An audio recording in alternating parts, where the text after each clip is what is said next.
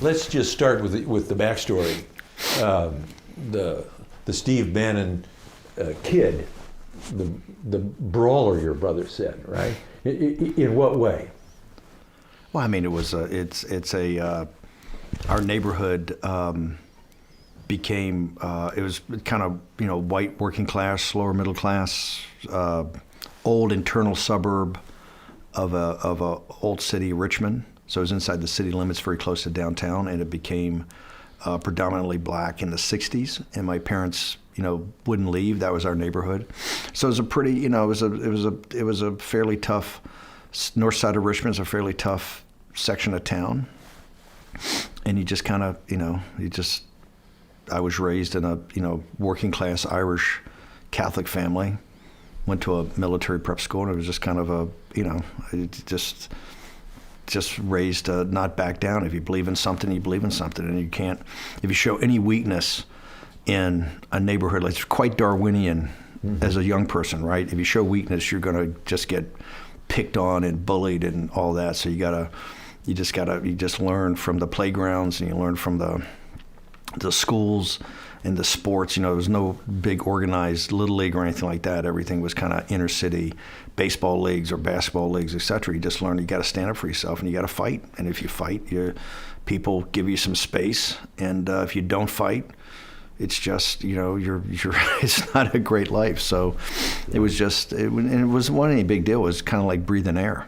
So I remember the story about your dad that you told. It almost felt like a one switch gets turned on, and young Steve Bannon, or you're a grown up by then, but it goes to this idea of trust in the government, trust in your company, trust that your dad had for his retirement accounts. And well, look, we're Irish Catholic, the Catholic Church. The Bell, my grandfather and father, I think the only two guys in the history of the Bell system to be both 50-year employees. My grandfather worked there 50 years as a lineman and a PBX guy, and my dad was 50 years, started in the sewer pulling cable and worked for 50 years. So the father and son worked 50 years for the phone company. So you had these big institutions. I was fortunate enough to be raised in a great time in America, right? The 50s and 60s, but you believed in these big institutions, the Catholic Church, the phone company, and these were permanent fixtures in your life, and it's kind of that stability. I came from a neighborhood that was a little bit tough, but it was not like, it was a very solid, great background. As I go throughout the world and meet these very wealthy people I deal with all the time and see their kids, the greatest thing you can give a kid is that kind of basic core loving family that's there and rock solid. So the family, the church, the community, the phone company, these are institutions. And so institutions are everything. It's a very institutional life when you think about it, and quite hierarchical, but it gives you a set framework that you can grow and be, get to be an adult, and there's a real sense of something that's solid there, something that's real. And I think that's what broke down the financial crisis. I mean, my father he would tell me stories back in the Depression about one of the things about his father working at the phone company is that they never laid anybody off during the Great Depression. My dad was born in 1921, and as a very young person, he remembers all the neighborhood fathers got let go. His dad still had a job. The phone company didn't let anybody go. He also told stories about the borrowing against, they had like 1 or 2 shares of stock, which was everything.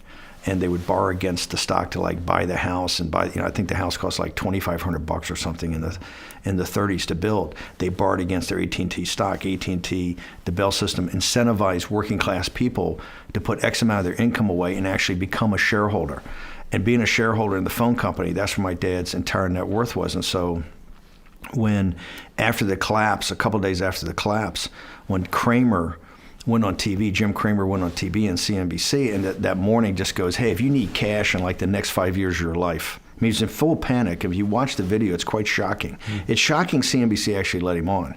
But he's sitting there going, if you need cash in the next 5 years, you just got to sell everything and go to cash, because we don't know where the bottom of this is. And 2 days later, remember, I'd been at Goldman Sachs, and not like my dad asked me my opinion. A couple of days later, he sold all of his AT&T. He would have sold his stock in a Catholic church before he sold his stock in AT&T. And he sold his stock. that struck me as that this is a crisis of the institutions of our country, right? This is a massive. We now have a institutional crisis when guys like Marty Bannon, who the country's this kind of steady Eddie guy, whose whole thing is to raise a family, to be there for the family, to be there for his community. These are the kind of building blocks that civic society is built upon. When guys like that are questioning the system and dumping their ownership in the system can't go on like that. You're now in a real crisis. It felt to me when we were watching, we made a number of films about it, and one of the things that happened in the cascade, because we make political films, we were thinking about, let's talk about Sarah Palin, for example, somebody who could identify in some way what that was, what that fear and that anger was, probably in your dad and lots of dads and moms all over the country. Well, it's one of the reasons I came back. I was living in Shanghai. I was actually living in Shanghai at the time. I was living in the French concession, spending most of my time there. I had a massively multiplayer video game company that had a big Asian presence in Hong Kong, Kowloon, South Korea, and in China. So I was living there. Came back because I thought there were some financial problems. I was going to sell real estate, but then my sister pointed me to this woman, Sarah Palin, had just been named. Was going to be the vice president. I actually went to the Republican convention as just with a filmmaking guy, the guy that produced the Passion of the Christ, Steve McAvity, and went to the Republican and saw something unique in Palin and saw her go around. People forget when the financial crisis, when Lehman was put into bankruptcy, which was put into bankruptcy, I think on the morning of September 15th in London, right? And then it cascaded down. The smartest guys in the room didn't realize that the commercial paper market, the global commercial paper market, which is the way that every company in the world gets its working capital to kind of make payroll and to pay for the lights going on and for the janitors and for everything that's paid, the GE, the biggest companies in the world, the commercial paper market, every day you're selling commercial paper to provide working capital. When that froze up on the morning of the 15th, the whole system froze up. On that date, Sarah Palin and John McCain, I think, were up 1 point in the Gallup poll on Barack Obama.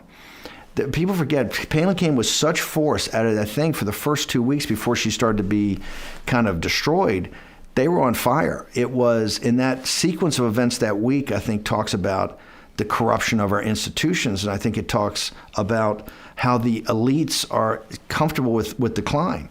Remember, on that Thursday morning, Monday goes into bankruptcy. By Thursday, there's a crisis that nobody knows what's going on. In this commercial paper market, the whole way that the whole entire global system is financed is now frozen up. And that's when you have Bernanke and Hank Paulson, who are not alarmists, particularly not Bernanke. And he's an expert. Remember, he's an expert in the Great Depression. That's his claim to fame. That's where his PhD is in. They go to the Oval Office to go see Bush. And they have a meeting, and they tell him, hey, and we know all of this by congressional testimony later. So these are the facts. They go to him and says, hey, by 5 o'clock today, we need $1 trillion of cash infusion into the system, or the American financial system will collapse in 72 hours. The world financial system will collapse 48 hours after that, and we will have global anarchy and chaos. And Bush goes, that's interesting, but the White House counsel said, we kind of checked the Constitution. I don't really have authority to do that. You got to go over to Capitol Hill. It's kind of their problem. And so they go up to Capitol Hill. They go to Nancy Pelosi's office in the afternoon, and they have the same meeting. In fact, they got to keep their BlackBerries outside. It's so confidential, and they talk in there about they need this cash infusion. That's when Hank Paulson gets on his knees to Nancy Pelosi and makes some sort of pitch to her. The country's in literally what the Germans and the Japanese military and the Soviets, what nobody could ever do to us. Osama bin Laden. Nobody. We've now done to ourselves. We have literally caused a financial crisis that will bring down the entire system in 72 hours. The biggest revolutionaries that have gone after the United States could never dream of what we had done to ourselves. And so that began a cascade of, and here's the thing, nobody has ever been held accountable for it. Nobody's ever taken responsibility for it. And it just that's why, that we have never recovered. Well, we've never recovered from that catastrophe. Somebody's been held accountable, which is probably why we have Donald Trump sitting in the White House now. It's conceivable to me, and you and I can talk about it, what happens politically among the group that become the deplorables to Hillary Clinton, the forgotten to Donald Trump. The bang that went off on November 9th of 2016 at 2:30 in the morning was lit in the Oval Office on September 18th of 2008. It was lit right in that room. When? Now, because it was lit, that fuse, that long fuse that has this populist explosion, Right. exploded later. But every financial crisis, I think, in at least modern history, is always followed by some sort of populist.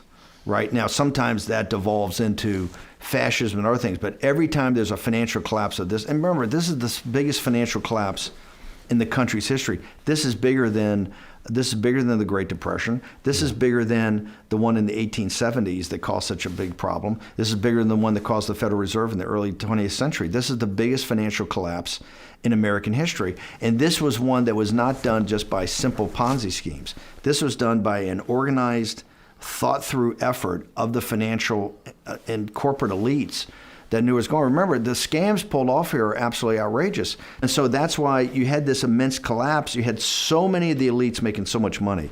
Then when it collapsed, they wanted the taxpayers, the whole thing of the $1 trillion. The Federal Reserve didn't call all the financial institutions together and the corporations say, hey, boys, we got a problem, right? This is a problem, and we need to pass the hat. You got to cough up some cash. Yeah. That $1 trillion was from Marty Bannon. The hit print, right? The hit print, the hit print, but the guy's going to pay for it is the little guy. Yeah. We live in neo-feudalism.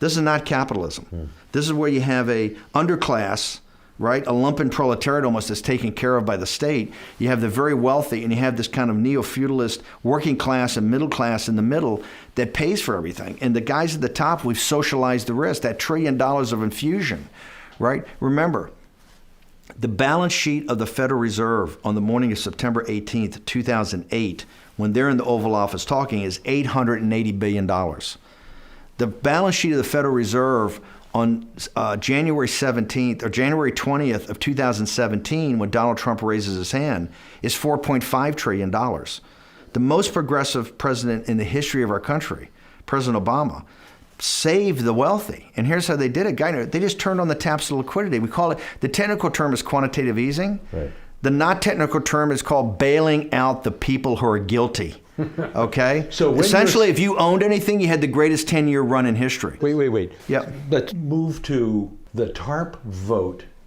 and whether you think, so now all of that is happening. You have to do TARP, the first one you have to do. Yeah. You know why? Your fiduciary, when a guy like Bernanke walks in and says, I need $1 trillion, right? You don't have time to debate. History's going to look at you. And he says, the American financial system is going to collapse in 72 hours and the world financial system 2 days after that. You have global anarchy. There's not a person on earth. I don't hear these libertarians and all these, free market, let capitalism take place. Right. No. When they come in and ask for the first trillion in an emergency, I believe you have to say, okay, we got to do it. I don't know what went on here, but if you're telling me this is going to save me and at least get down the road, I'll do it. But remember, that's the first trillion. We kept on for another $3.5 trillion. Yeah. $3.5 trillion. This is just bailing out the people that caused the problems. Got to think about it for a second. Goldman Sachs didn't lose any equity. None of the partners really missed any bonus payments. None of GE still in business. AIG, it all still exists. All the donors. Okay, the reverse side of this, remember, there is a corollary to this. It's quite powerful. And we know from the notes of the Federal Reserve, a guy named Richard Fisher, the president of the Federal Reserve of Dallas, argued this in the room constantly. He said, by doing this quantitative easing, which you're just flooding the zone with liquidity, we will save the institutions. And we will save anybody that's a big real estate holder or a hedge fund or bank. But he said, there's a huge reverse here. Number one, savings accounts, you're going to go to zero interest rates. Savings accounts are going to go to zero. So 5,000 years of the Western tradition back to the Marty Bannons, which is be a good householder. Get a wife, get a mortgage, get some kids, and you save your money. Well, now if you save money, you're a sucker because it's broken the trust. That's the trust is broken. If you save money, you're a jerk because you're not going to get any interest payment. In fact, the bank's going to charge you. So there's been you can't put money away to save into the system. Number two, the pension funds. The pension funds are going to be destroyed. Today we have a $9.5 trillion gap between the obligations of the pension funds And what we've earned off the pension funds, why? Because it went to zero interest rates, and the bonds that they can buy have no juice in them. Right? The other thing is public schools and all this. Even communities that are not leveraged can't issue bonds because there's no juice in the bonds because the negative interest rate is 1.5%. We've essentially put the burden on the bailout on the working class and middle class. That's why nobody owns anything. Right. But the millennials today are nothing but 19th century Russian serfs. They're better fed, they're better clothed, they're in better shape, they have more information than anybody in the world at any point in time. But they don't own anything. They're not going to own anything, okay? And they're 20%. If you mark in time against their parents, they're 20% behind in their income, and there's no pension plan in the future. They're all gig economy.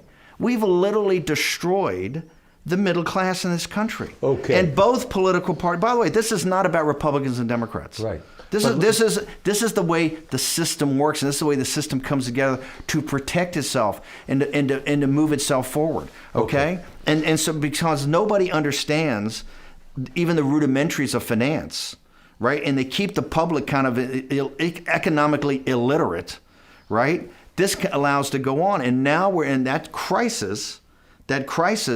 What Trump understood